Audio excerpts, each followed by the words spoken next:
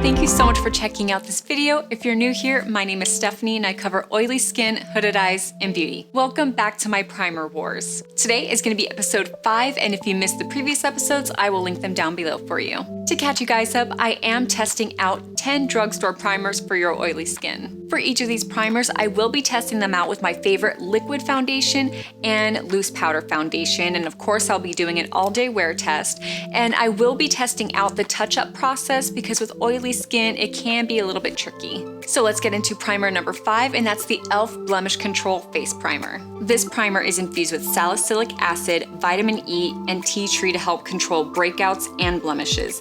This transforms your face into a flawless, smooth canvas for a long-lasting makeup. I tested this primer out for 2 days, and day 1 is my first impression with an all-day wear test, so let's roll the tape. Feels pretty thick. So we are off to a good start. Want to make sure that this fills in my pores. It feels super moisturizing. I like this. Yeah, well, it feels... It's starting to ball up, so I don't know if you can see some of the primer that's just like balling up on my face. Oh my god.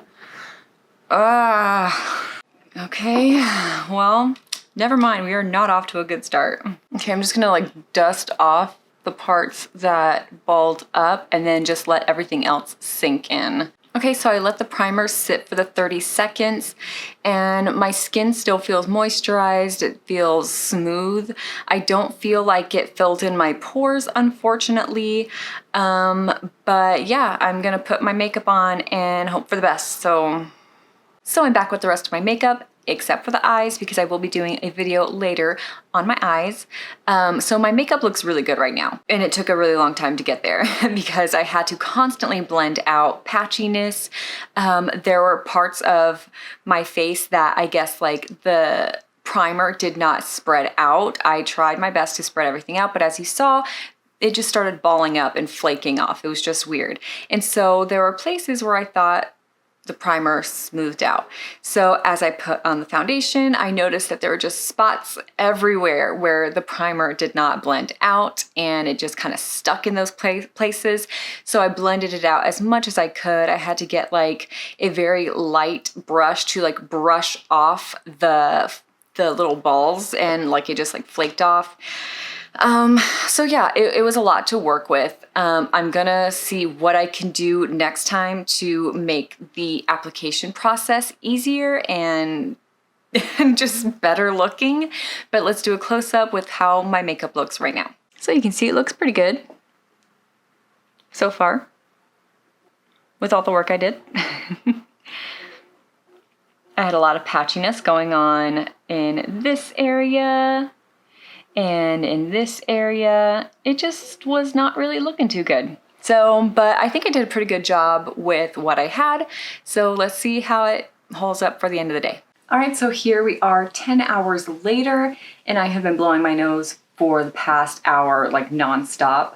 So if you see some of the foundation missing from the nose, I kind of expected that. I'm not gonna blame the primer on it. I feel like the primer controlled my oils. I feel like I didn't really get greasy. I didn't really get oily throughout the day. There's been no cracking, no separating, nothing. And the touch-up process was super easy. There's my oil sheet. Like, that's awesome. But let's go ahead and do a close-up so you guys can see. Looks really good. Foundation came off the nose, that's okay. Yeah, foundation looks pretty good. Throughout the day, I did notice that my fine lines and my pores were really exaggerated. It really didn't fill anything in.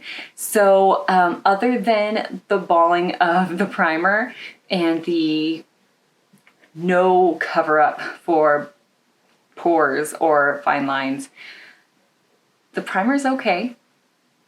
Yeah. We'll see what it looks like tomorrow. This primer was so hard to work with, and to be honest, it's not worth it. It really isn't. So day 2, I used my favorite drugstore powder foundation, and same thing happened, except it was a little bit worse. The primer along with the foundation just literally crumbled off my skin. And I realized that not all primers are gonna work with loose powder foundation, but I love loose powder foundation. So if it could work with the primer, that would be great. And if not, that's okay too. I just know now what primers work with liquid foundation and what primers work with powder foundation. Yeah, this one was terrible. It crumbled off, and then it didn't fill in any of my pores, my wrinkles. If you don't mind working that hard to make your makeup nice, then the primer is for you. It just took way too long, and it does control oils. I can tell you that. That's the one good thing about this primer. It controls oils, but it's too much to work with. And I'm really sad because I was really wanting to like this because it's so affordable and I love e.l.f., but this one is just not for me. So let me know down in the comments below, have you tried this primer out? Do you like it? Do you hate it? If it works for you, let me know, how do you use it to make it work? Because I really would love to make it work for me. If you like this video and this primer, please hit that thumbs up and subscribe for more content. We are halfway through this series and I have so much more to give you guys. I really do. So subscribe for more content. Thank you guys. Bye.